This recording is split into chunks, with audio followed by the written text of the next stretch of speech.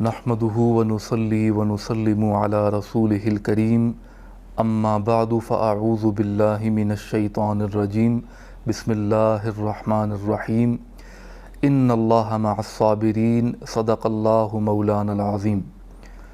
मोहतरम नाज़रीन किराम, अस्सलामु अलैकुम।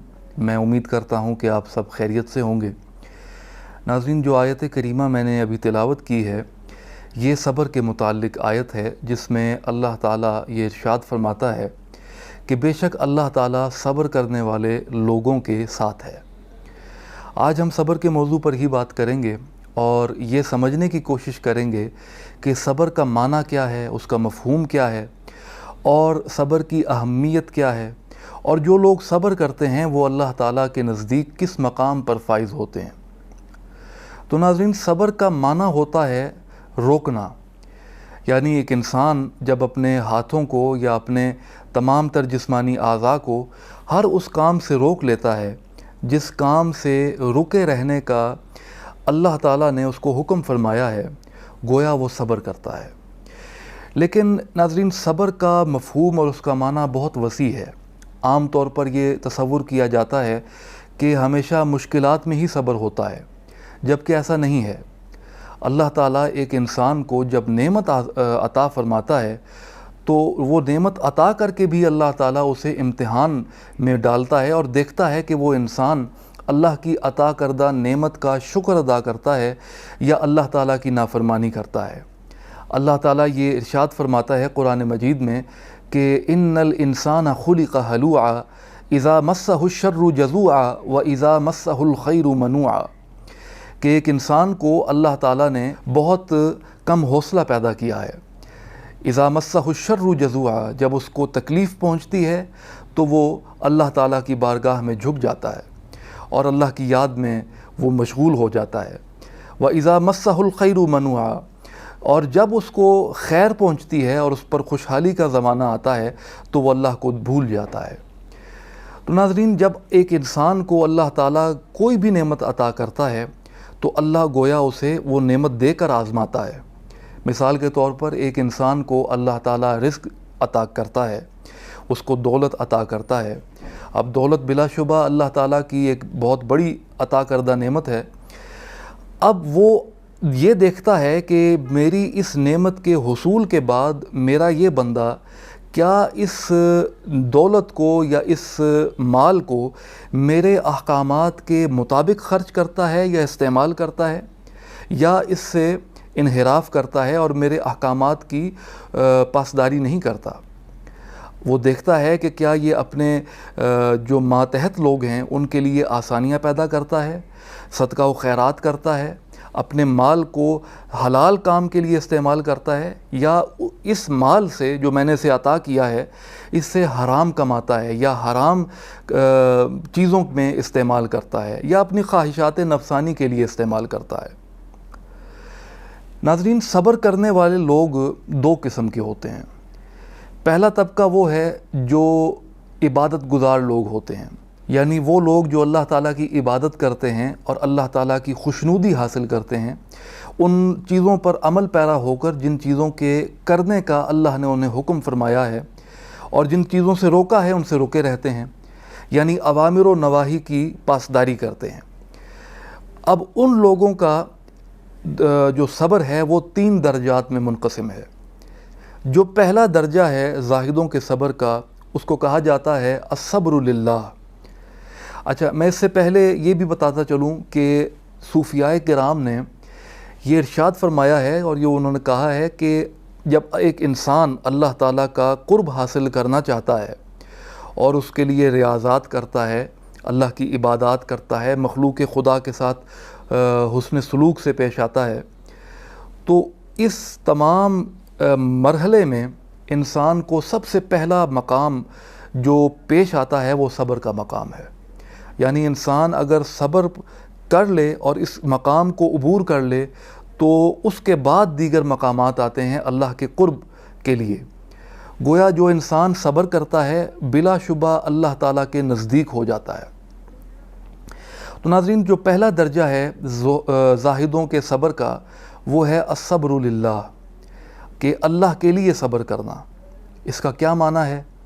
اس کا معنی یہ ہے ناظرین کہ اللہ تعالیٰ نے جو احکامات ہمیں عطا فرمائے ہیں اوامر و نواہی کے، ان پر جب ایک انسان عمل پیرا ہوتا ہے اور کوشش کرتا ہے ان کے تکمیل کے لیے، تو اس کے راستے میں بہت سی مشکلات اور رکاوٹیں حائل ہوتی ہیں۔ مثال کے طور پر ایک انسان کو اللہ نے حکم فرمایا کہ حلال رزق کماؤ اور حرام سے دور رہو۔ اب وہ انسان جب حلال رزق کماتا ہے اور حرام سے اجتناب کرتا ہے تو اس کے گھر میں عین ممکن ہے کہ کبھی فاقہ بھی آئے، کبھی بھوک اس کو برداشت کرنی پڑے، لیکن وہ اللہ کے اس حکم کی تکمیل کے لیے وہ بھوک بھی برداشت کرتا ہے، فاقہ بھی برداشت کرتا ہے۔ اس کی ناظرین دوسری مثال یہ ہے کہ ایک انسان جب نماز پڑھتا ہے اور نماز پڑھنے سے پہلے وضو فرض ہے، تو اب وضو کرنے کے لیے ایک انسان کو ظاہری بات ہے کہ کوشش کرنی ہے۔ مثال کے طور پر سردیوں میں یہ مرحلہ بہت مشکل ہو جاتا ہے اور لوگوں کو اپنے بستر سے اٹھ کر سردی میں ٹھنڈے پانی سے وضو کرنا بہت مشکل لگتا ہے، لیکن جب ایک انسان اٹھتا ہے اور اللہ کے لیے یہ فریضہ اس کا جو ہے وہ ادا کرتا ہے تو انسان گویا صبر کرتا ہے اللہ کے لیے، اس تکلیف کو جب برداشت کرتا ہے تو گویا صبر کرتا ہے۔ پھر ناظرین صبر کا دوسرا درجہ یہ ہے جسے الصبر علی اللہ کہا جاتا ہے۔ اس کا مفہوم آپ اس طرح سمجھیے کہ اللہ تعالیٰ کی طرف سے انسان کی زندگی میں جو کچھ مقدر ہو گیا ہے، تقدیر میں لکھ دیا گیا ہے، انسان اس پر راضی ہو جائے۔ یعنی انسان پر اگر بیماری آتی ہے، اگر وہ کسی مشکل کا سامنا کرتا ہے، اگر اس کو کسی نقصان کا سامنا کرنا پڑتا ہے، تو وہ اس نقصان کو اللہ کی رضا سمجھ کر اس پر صبر کرے، اس کی ناشکری نہ کرے۔ ایک اللہ کے بہت نیک بزرگ تھے اور وہ تجارت کیا کرتے تھے۔ ایک مرتبہ ان کا تجارتی سامان سمندر کے راستے جا رہا تھا۔ کچھ دن گزرے تو ان کو اطلاع ملی اور ایک بندہ آیا، اس نے اطلاع دی کہ آپ کا وہ تجارتی مال ڈوب گیا ہے اور لاکھوں کا نقصان ہوا ہے۔ وہ بزرگ یہ خبر سن کر قدر خاموش ہوئے اور کچھ لمحہ خاموش رہنے کے بعد انہوں نے کہا الحمدللہ۔ وہ انسان چلا گیا، وہ بندہ جس نے خبر دی تھی۔ کچھ دن مزید گزرے تو وہ دوبارہ آیا اور اس نے آ کے کہا کہ حضرت وہ جو آپ کا تجارتی مال تھا یا جو پہلے میں نے خبر دی تھی وہ غلط تھی، اب یہ خبر ملی ہے کہ آپ کا جو تجارت کا مال ہے وہ فروخت ہوا ہے اور اس کا بہت لاکھوں کا فائدہ ہوا ہے آپ کو۔ تو یہ خبر سن کر وہ بزرگ دوبارہ اسی طرح خاموش ہوئے اور کچھ لمحہ خاموش رہنے کے بعد انہوں نے کہا الحمدللہ۔ جو انسان خبر لے کے آیا تھا وہ متعجب ہوا اور اس نے پوچھا کہ دونوں مرتبہ آپ نے یہی کلمات ادا کیے، اس کی کیا وجہ ہے؟ پہلے میں نے آپ کو نقصان کی خبر دی، اس پر بھی آپ نے الحمدللہ کہا، اور فائدے کی خبر سن کر بھی آپ نے یہی کہا، اس کی وجہ کیا ہے؟ تو وہ بزرگ یہ کہنے لگے کہ اے انسان، جب تم نے مجھے نقصان کی خبر دی تھی تو میں نے اپنے دل میں یہ خیال کیا، دل کی طرف توجہ کی کہ کیا یہ خبر سن کر، نقصان کی خبر سن کر میرے دل میں مال کے ضائع ہونے کا یا مال کے نقصان کا کوئی رنج ہوا ہے، یا میرے دل میں ابھی بھی اللہ کی یاد ہے، یا میرا دل ابھی بھی اللہ کی یاد میں مصروف ہے؟ تو کہتے ہیں جب میں نے توجہ کی تو میں نے اپنے دل کو اللہ کی یاد میں مصروف پایا، اور اسی طرح جب دوسری مرتبہ تم نے مجھے اچھی خبر دی یا مال کے نفع کی خبر دی تو پھر بھی میں نے دل کی طرف توجہ کی اور میں نے اپنے دل کو اللہ کی یاد میں مصروف پایا، اس پر بھی میں نے پھر اللہ کا شکر ادا کیا۔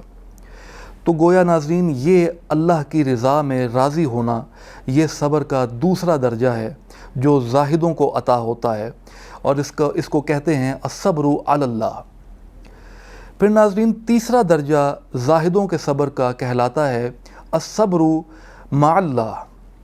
اس کا مفہوم یہ سمجھیے کہ دوسرا درجہ جو ابھی ہم نے بیان کیا الصبر علی اللہ کا، اس میں تو مشکلات اور پریشانیاں ایک حد تک تھیں، لیکن یہ جو درجہ ہے الصبر مع اللہ کا، یہ وہ ہوتا ہے کہ جب ایک انسان پر ناگہانی آفات آتی ہیں اور مشکلات، مصائب اور رنج و غم کے دروازے کھل جاتے ہیں، اور آئے دن وہ انسان انہی پریشانیوں میں رہتا ہے، تو اس مرحلے میں ان مشکلات کے وقت میں اللہ کا شکر ادا کرنا اور ان مشکلات پر صبر کرنا، یہ تیسرا درجہ ہے صبر کا، جو زاہدوں کو عطا ہوتا ہے اور جسے الصبر مع اللہ کہا جاتا ہے۔